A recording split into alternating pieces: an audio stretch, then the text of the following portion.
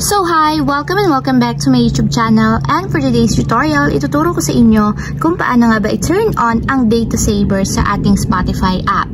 But first, subscribe to my channel and don't forget to hit the subscribe button and the bell to notify you for my new updates. And if you want to learn more, just keep on watching and let's start.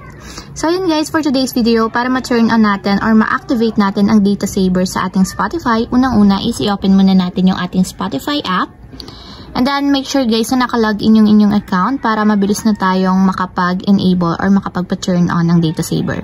Then, after yan guys, mula dito naman sa homepage ng ating Spotify, itap nyo lang yung inyong profile picture na nandito sa upper left corner.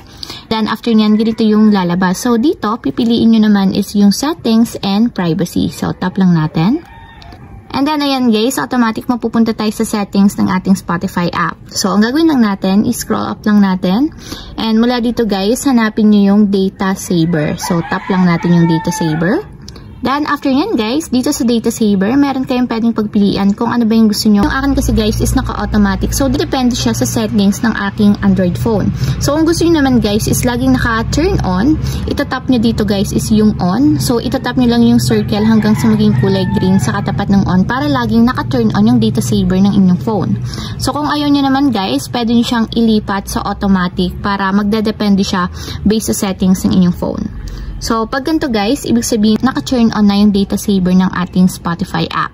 Ang advantages guys ng data saver kapag naka-turn on is matipid siya sa data saver, lalong-lalo na kapag yun yung gamit nyo. Pero kapag naka-wifi naman guys is madedisable ang data saver dito sa Spotify.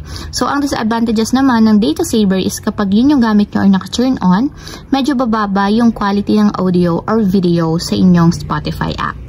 So, ayun lang guys, ganun lang kasimple kung paano nga ba turn on or i-activate ang data saver sa ating Spotify app. If you have a question, can you comment down below and don't forget to hit the subscribe button and the bell to notify you for new updates. And thank you for watching! Living life, every day, late at night, not okay.